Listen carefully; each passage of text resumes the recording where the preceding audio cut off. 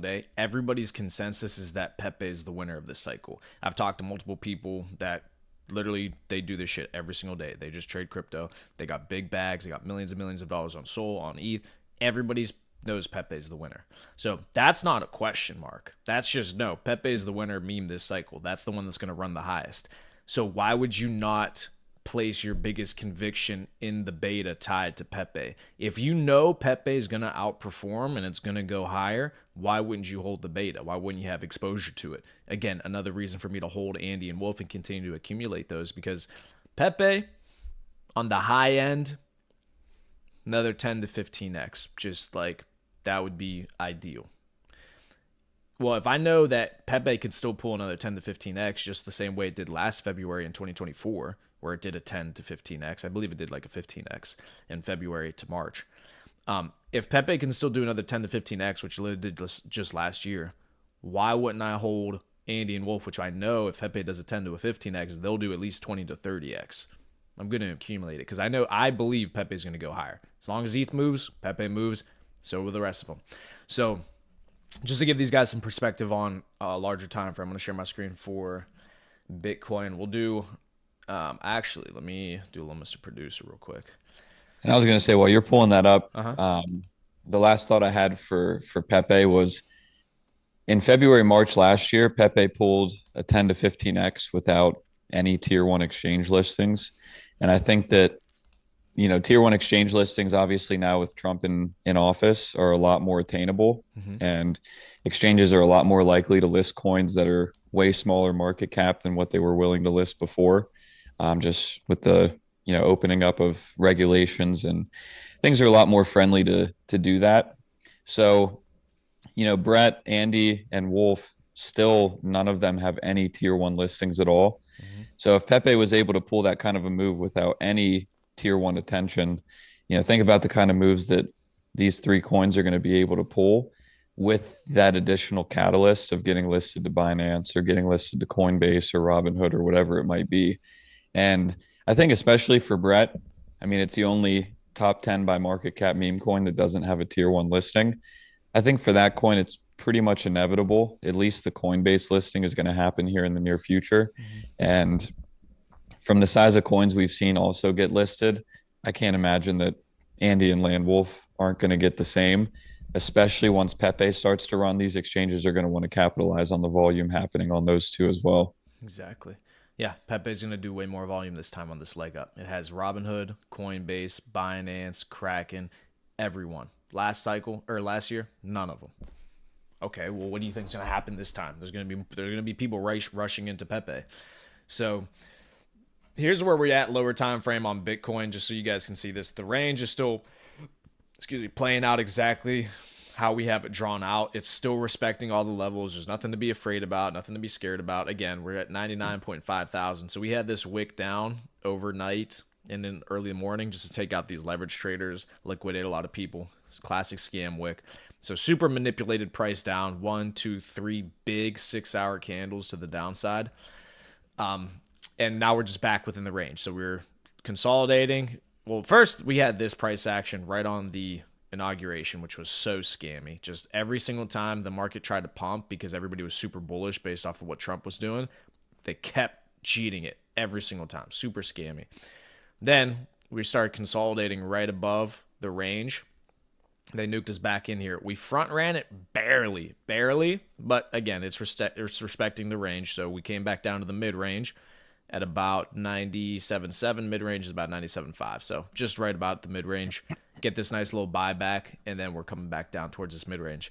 So what's going to happen going into February is going to be something like this, where we just start ranging again in here before we get the breakout in February. And the reason I don't think we're going to get any kind of movement until we move into February is because we have billions of dollars of calls on Bitcoin that are still open, and they're going to expire January 31st. So they're going to want to push this over into February so they don't have to pay out on all those calls that they have on Bitcoin, and then start moving us up in February, which is what we saw in 2024. Same thing with ETH. So on a higher time frame, just because you don't want to get lost in the, lower time frame price action, because yeah, this right here is all super mind. It just pulls out all the emotions out of you because you can't get any trending. It's just up and then down, up and then down, up and then down. You got to look at it on the larger time frame. So if we go on to, let's say, the weekly, okay, and just look at where we're at cycle wise, we're still fine. Okay, so people who think we're coming down lower, incorrect. We had this breakout from the 7 to 8 month range here from last year, right? So bear market during 2022, 2023, we start trending up. We get this first breakout in early 2024, like we were talking about, right, in February. See, first week of February, we get this breakout. That's probably what's going to happen again this coming February. We finally get the breakout up into March, and then we start ranging for those 8 months, okay? November, we get this breakout, this gap up into this new range that we're creating up here. This is just a temporary pause until we get that next pump up higher. So if we want to look at some targets for Bitcoin, let's start in log. The way that I know a lot of competent traders are looking at this, and the way I'm looking at it as well, is Bitcoin essentially was just in a massive reaccumulation range for the last 4 years. So if we take the top from right here to the bottom, look at how nicely this plays out, okay? So we got our top of the range, we got our mid range where we're getting interaction with this. Then we come back up, we reject off the top of the range, and we basically reaccumulate right above the previous all-time, or right below the previous all-time high, and then we finally break out of the range. The first higher time frame fib on Bitcoin, make sure this is in log, yeah, is 173,000. So that would be the first local top or potentially cycle top I would expect on Bitcoin. So people are worried about what's going on. Oh, it's at 95K. Oh, it's at 105K. Oh, it's back down to 98K. Doesn't really matter to me. Doesn't really matter to Logan. The cycle, the first top I could potentially see for Bitcoin is going to be about 173,000, as long as if we respect this 1.618. Now, we could front run it a little bit, maybe top out like 160, 165. We might even overshoot it a little bit and go towards 200K. But this isn't done right here. We just broke out of a 4-year range on Bitcoin. You don't break out of a 4-year range on an asset and then come up, you know what? What's the price change on this? 20%. Yeah, you don't get a 20% move from the previous all-time high. So if we go from here to, what do we top out at, like 108? So whoops, I get, yeah, to the high. yeah, like 108 was the high. So 57% move off of the previous all-time high. It's like, it's not done. It's not going to do a 50%, because from the last cycle, from the low, if you want to see what the previous all-time high was, previous all-time high on Bitcoin was about what, 19? It did a 3.5x. So you think we're going to do a 3.5x from the previous all-time high in 2017 to 2021, and then this cycle we only go up 50%? It's like, no. Even if you want to say that the law of diminishing returns applies in this scenario, which it potentially couldn't, because it's not a meme, it is real. Diminishing returns is real.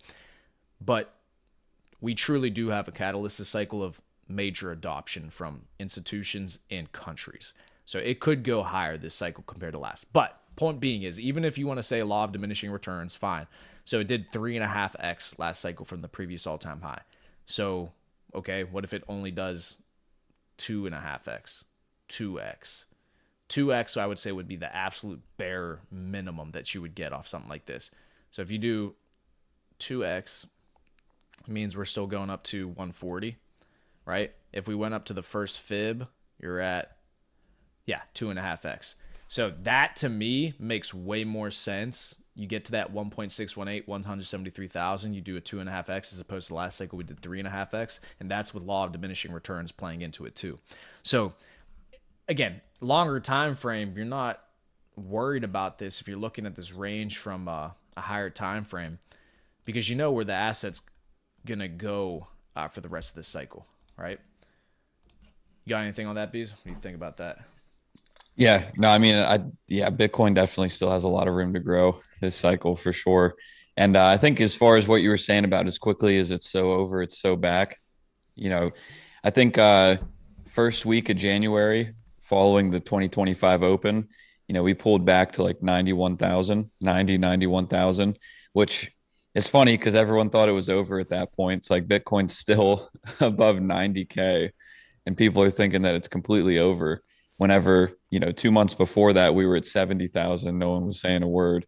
Mm-hmm. So then you see, a week later, going into the inauguration, we're back up at 109, almost 110,000. Mm-hmm. So we're back at all-time highs, back in price discovery for Bitcoin within a week of everyone thinking it's over. So, yeah, I mean, if you put it back on like the 6 hour. Real quick, I'll mention this too. This was the 8 month range that we were in. We went from 73,000 all the way down to 48, 49,000, and still came all the way up to 108K. So if this wasn't over and we still moved up, then what makes you think that literally this little price action up here means it's over? No, dude, look at this massive breakout. We're just doing a quick reaccumulation, quick pause. Next month we should start pumping again. But you said 6 hour? Yeah, if you put it back on the 6 hour. Okay. Yeah, so I mean the 13th, 14th right there in that bear trap. I mean, we pulled back to, sub 90. Yeah. So we're back down to 89,000. Everyone's freaking out thinking that it's completely over. And then 10 days later, even less, about a week later on the inauguration, we're back up to almost 110,000. So it's like we got a $21,000, just about $20,000 move on Bitcoin in 8 days. It's like the amount of money that it takes to move the Bitcoin chart is insane. And we're able to get that kind of a move in less, just over a week with some positive news. And it's like, honestly, you can tell from the chart, like you were saying, it's heavily manipulated. So we would have gotten a move way fucking higher than that. Yes. Around the time of the inauguration. And then also, too, around the news of the Bitcoin reserve getting approved, that's officially going to happen. Mm-hmm. This chart would have been flying if it wasn't getting suppressed intentionally. So, yeah, it's like this stuff, you love the volatility. We keep saying it. You love the volatility to the upside. You got to be able to handle it to the downside. But it's just like if a chart like Bitcoin can recover and move that much in such a short period of time, your altcoins, as quickly as you think it's down 60, 70% and it's all over, takes 3-4 days of good price action, of a positive sentiment around Ethereum for everything to be back. And that's why it doesn't make sense to try and get out, get back in, get out, get back in, because all it takes is a few days of positive price action. You missed out on 3-4x. It happens that quickly. Like you brought it up about Andy and Landwolf last week. We had, a 5-6% move to the upside on Ethereum. Both those coins were up 30% on the daily. So it's like if you took profits and you were waiting to get an entry back in those coins, you went to bed that night, you woke up, you missed out on the 30% move. Yep. So DCAing is great right now, but trying to take profits and then re-enter and exit and re-enter and exit, you're just going to get torched. Yeah, you're going to get annihilated. This is why you have to play things on a higher time frame. And again, like we're saying right now, this is when you accumulate. Because in the summertime, okay, when Andy and Wolf drew down to about $15 million market cap at the lows. Andy was at about $60 million market cap at the lows. Guess what we were doing? Accumulating Andy and Wolf. And then what happened? They both ran to 200 million plus. We were up 10, 15x off the lows. That's how you make money. Did we sell? Did we cheat? No, because we know they're going to go even higher than that. Now, did we round trip a lot this last couple of months, these last 2 months coming back down? Yeah, but we didn't come back down to the lows though, right? So Andy and Wolf maintained higher market caps than they did during the summertime lows. What does that mean? It means they're gaining more value against Ethereum. So as Ethereum continues to pump, these assets are going to go to new all-time highs because compared to Ethereum, they're worth more money. So yeah, I mean, we still are up. We're still in the profit because we got it off the lows. Now, for somebody who's newer trying to accumulate these positions, this is your opportunity to do so right before Ethereum and Bitcoin start going crazy again in February and March. These are going to be the lows. These are going to be looked at as the lows for Andy and Wolf before they go to billions. Because right now they're at about 100 million and a sub 100 million on Wolf. 1 billion is a 10x from here. You accumulate now. When ETH starts running, these are going to go to multi-billion-dollar market caps, and they're going to get on major exchanges because major exchanges are listing shit at like 500 mil now, which is ridiculous. But yeah, these will get listed.